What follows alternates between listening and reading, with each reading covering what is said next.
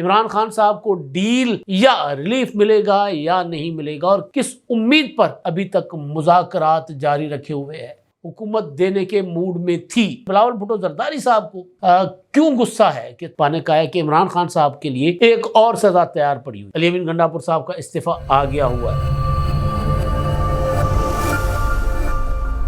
السلام علیکم، میں امداد سمرو۔ عمران خان صاحب کی ٹیم نے ایک اور دروازے پر حاضری دی ہے۔ اس دروازے سے ان کو کچھ ملے گا یا نہیں ملے گا؟ عمران خان صاحب کو ڈیل یا ریلیف ملے گا یا نہیں ملے گا، اور کس آس پر، کس امید پر تحریک انصاف نے مذاکرات ختم کرنے کا اعلان کیا ہے، اور حکومت کس امید پر ابھی تک مذاکرات جاری رکھے ہوئے ہے؟ کیوں حکومت 31 جنوری کا انتظار کر رہی ہے، اور 31 جنوری تک کیا ہو سکتا ہے، اس پر بات ہوگی۔ اور آج کیا حکومت دینے کے موڈ میں تھی، یعنی حکومتی کمیٹی پی ٹی آئی کو کیا آفر کر سکتی تھی، اس پر بات ہوگی۔ اور بلاول بھٹو زرداری صاحب کو کیوں غصہ ہے کہ تاجر ان کی یا ان کی حکومت کی چگلیاں لگاتے ہیں۔ چلے، چگلیاں تو لگتی رہتی ہیں، شکایتیں تو لگتی رہتی ہیں، لیکن اس بار شکایت کہاں لگی اور اس شکایت کا اثر کتنا ہوا، یہ معاملہ۔ اور آج عمران خان صاحب کے جو ہے وہ مقدمہ تھا توشہ خانہ کا، عمران خان صاحب اور بشریٰ بی بی کا، اس کی بھی آج سماعت ہوئی ہے۔ ایک گواہ کا بیان قلم بند ہوا ہے، اور علیمہ خانم صاحب پانے کا ہے کہ عمران خان صاحب کے لیے ایک اور سزا تیار پڑی ہوئی ہے۔ کتنی سزا ہو سکتی ہے کچھ نہیں کہہ سکتے، لیکن علیمہ خانم صاحبہ کو اس بات کا یقین ہے کہ سزا ہو جائے گی۔ استعفے کا معاملہ ہے، علی امین گنڈاپور صاحب کا استعفیٰ آ گیا ہوا ہے۔ پی ٹی آئی کے اندر جو بھونچال ہے، ایک جو افراتفری ہے، انتشار ہے، اس کا بھی آغاز ہوا چاہتا ہے۔ انجام کیا ہوگا اس پر میں کل صبح کے ویلاگ میں بات کروں گا۔ اور یہ جو کچھ عمران خان صاحب اس وقت کر رہے ہیں وہ کس کے لیے کر رہے ہیں؟ کرپشن کے خلاف کمیٹیاں بنا دی ہیں جناب، صوبے میں کرپشن برداشت نہیں ہوگی۔ یہ ایک سال کے بعد عمران خان صاحب کو اچانک یہ سب یاد کیوں آیا؟ تو سارے معاملات پر آپ کے سامنے گزارشات میں رکھوں گا۔ آج مذاکرات کا دن تھا۔ پی ٹی آئی نے گو کہ چند دن پہلے ہی اعلان کر دیا تھا کہ ہم نے مذاکرات ختم کر دیے، 7 دن پورے ہو گئے۔ عمران خان صاحب نے اپنے ٹویٹ کے ذریعے اعلان کر دیا کہ یہ مذاکرات بائے بائے ٹاٹا ہے، اب تو تحریک چلاؤں گا۔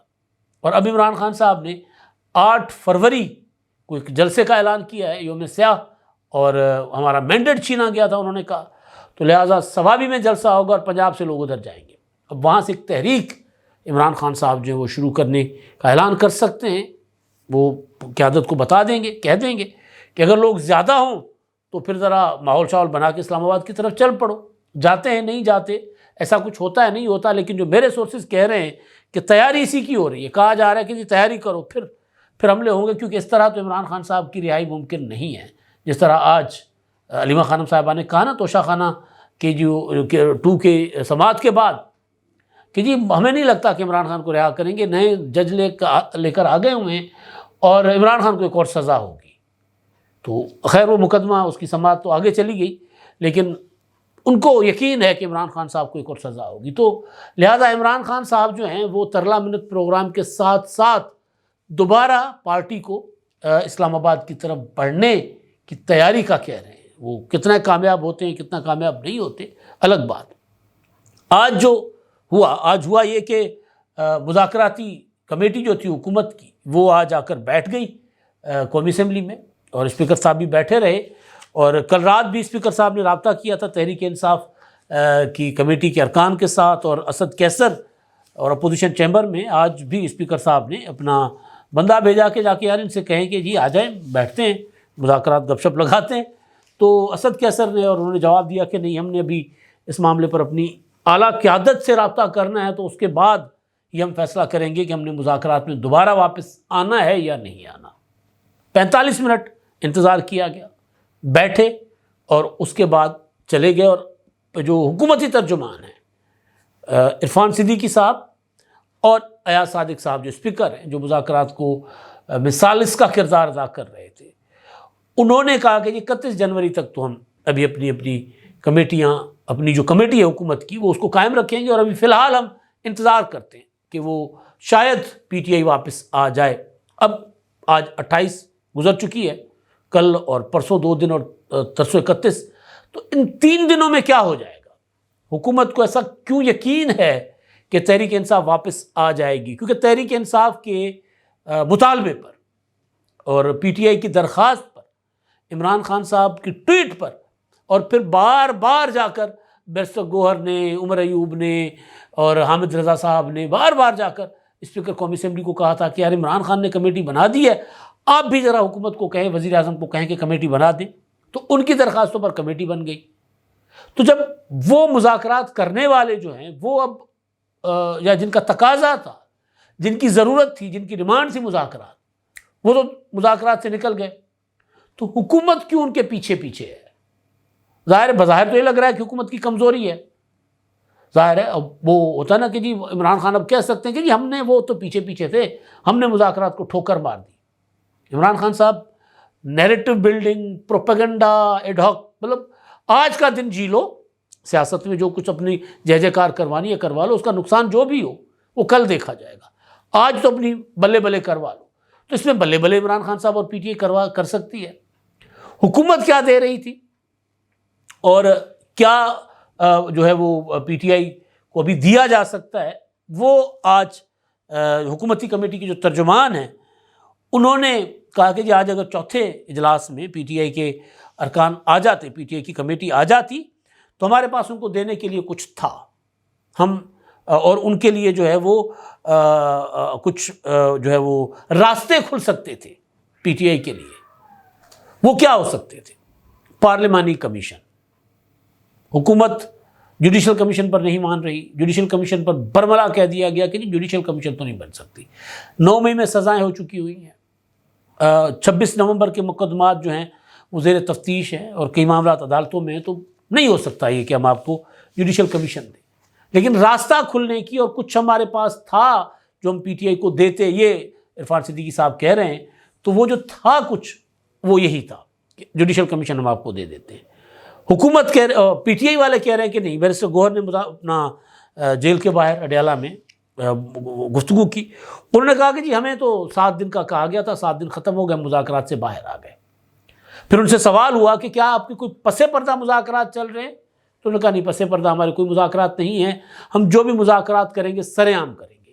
یہی بیرسٹر گوہر انہوں نے پہلے جب سے شٹ اپ کال نہیں آئی تھی نا ادھر سے فوج کی طرف سے، جب انہوں نے ملاقات کی جا کر اپنا کہ پشاور میں آرمی چیف سے 2 منٹ کی ملاقات تھی، 4 منٹ کی تھی، 10 منٹ کی تھی، طرح طرح کی اس میں باتیں آ رہی ہیں، لیکن انہوں نے کہا تھا عمران خان سے ملاقات کے بعد صحافیوں نے پوچھا تھا کہ جی آپ کے مذاکرات فوج کے ساتھ بھی چل رہے ہیں، پس پردہ بھی چل رہے ہیں؟ تو انہوں نے کہا جی پس پردہ بھی چل رہے ہیں اور سامنے بھی چل رہے ہیں ہمارے مذاکرات، بیک چینل رابطے بھی ہمارے ہیں، وہ پروسیس بھی چل رہا ہے، اور فرنٹ چینل رابطہ بھی وہ پروسیس بھی چل رہا ہے، دونوں پروسیس چلا رہے ہیں۔ تو اس پر عرفان صدیقی صاحب نے کہا تھا کہ دیکھیں آپ ایک طرف آئے نا، یہ اتنے کھڑکیاں اور اتنے دروازے نہیں کھولے جا سکتے، کسی ایک دروازے پر آئے۔ تو اس کے بعد پھر اپنا اس سے پہلے بلکہ سیکورٹی سورسز کی بھی وضاحت آ گئی تھی۔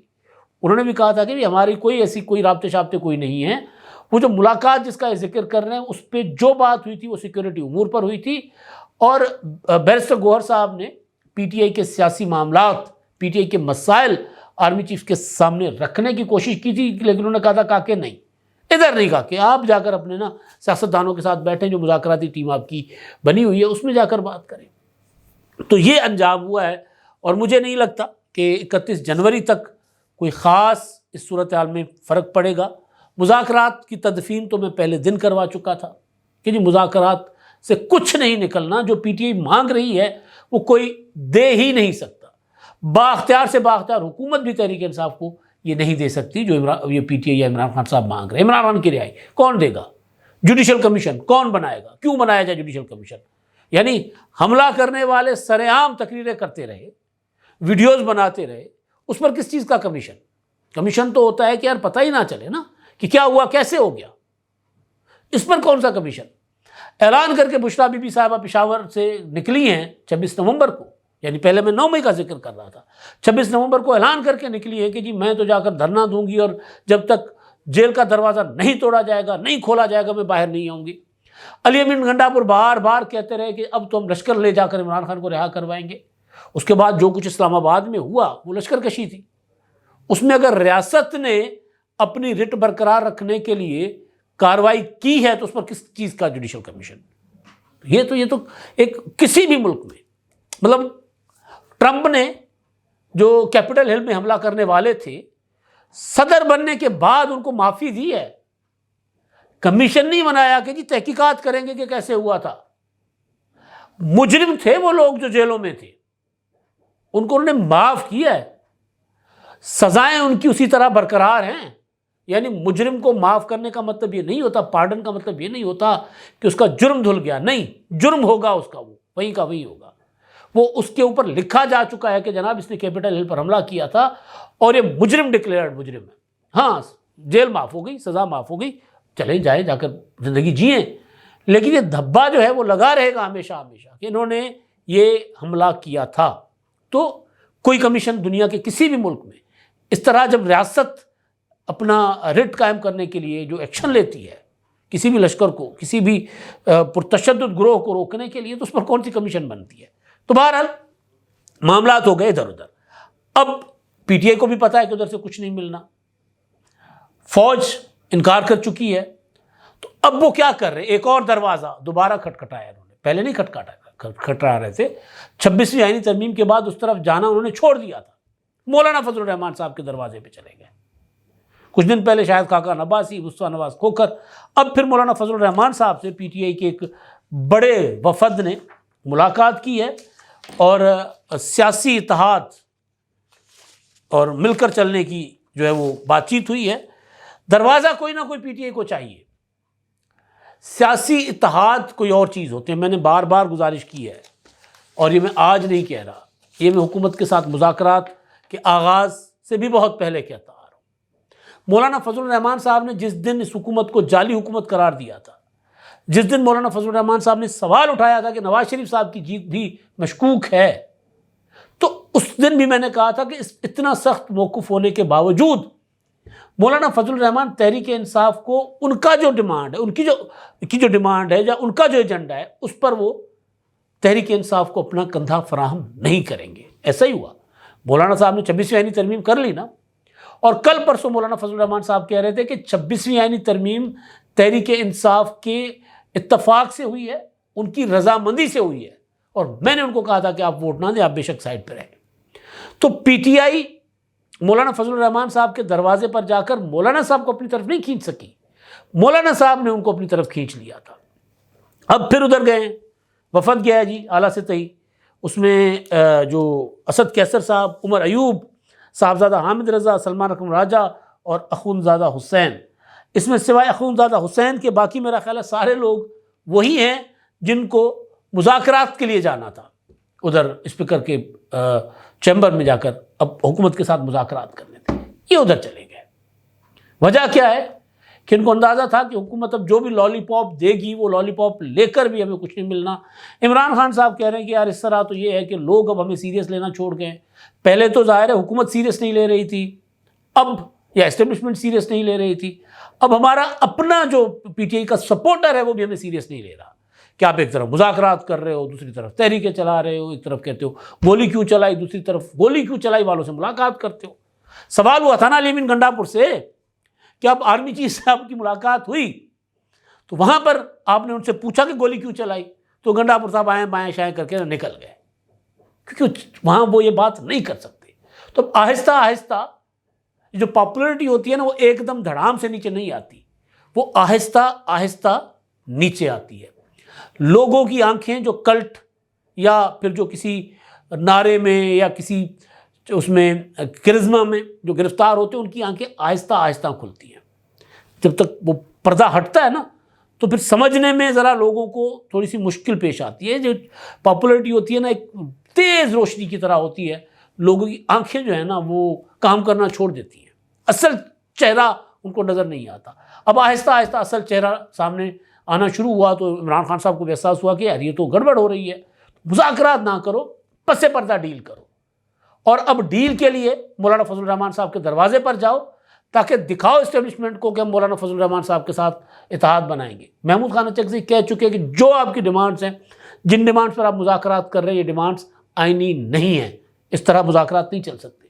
اتحادی مصطفیٰ نواز کو کرنے کہا، مجھے کہا، انہوں نے کہا کہ جی میں نے ان کو واضح کیا پی ٹی آئی کو کہ آپ کی ڈیمانڈز، آپ کی پارٹی کی ڈیمانڈز ہیں، اس میں آپ کا ساتھ نہیں دے سکتا، کوئی قومی ایجنڈا بتائیں۔ تو مولانا فضل الرحمان صاحب کے پاس یہ گئے ہیں کہ وہ جو اسٹیبلشمنٹ کے ساتھ ان کا خیال تھا کہ ہمیں کوئی ڈیل مل جائے گی، وہ ڈیل ان کو نہیں ملی، تو لہٰذا وہ مولانا فضل الرحمان صاحب کے پاس جا کر بیٹھ گئے کہ جی ہمارے ساتھ آئیں، اپنا کندھا دیں تاکہ ہم آپ کو استعمال کر کے ڈیل کر لیں۔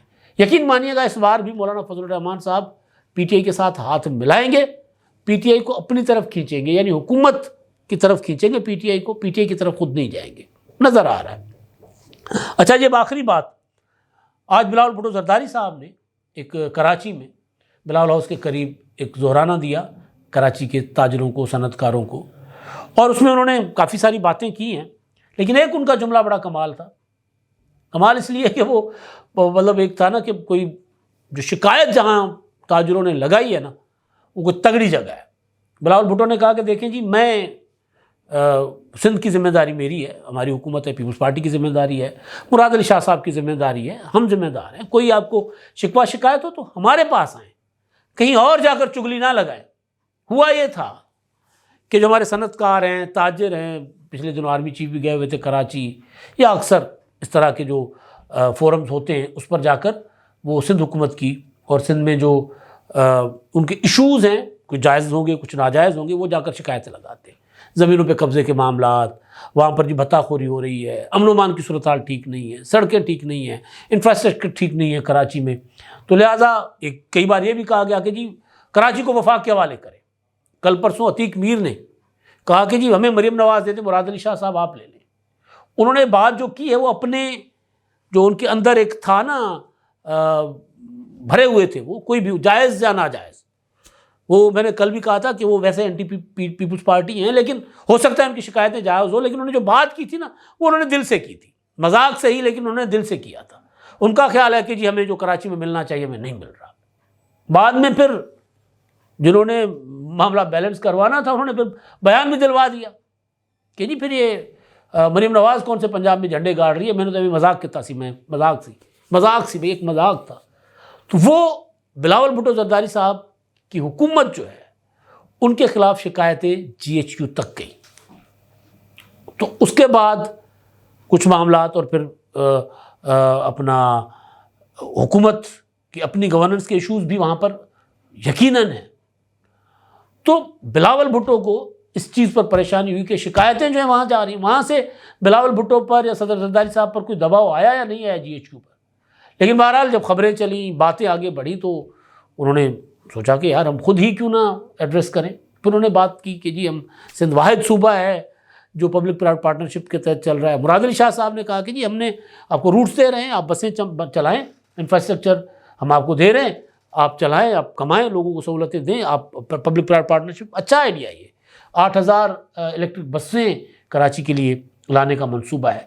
تو یہ جو بلاول بھٹو زرداری صاحب کی کہیں جا کر یا ان کی حکومت کی جا کر چگلی تاجروں نے لگائی ہے نا، کیونکہ تاجر اور صنعت کار ظاہر ہے ان کے بغیر تو آپ معیشت ٹھیک نہیں کر سکتے۔ یہ الگ بات ہے کہ پاکستان کا جو صنعت کار ہے، پاکستان کا تاجر ہے، وہ میجورٹی ٹھیک نہیں ہے، وہ کچھ ہوں گے جو ٹھیک ہوں گے، میجورٹی تو کوشش کرتے شارٹ کٹ پیسہ بنائیں، یہاں سے پیسہ نکالیں۔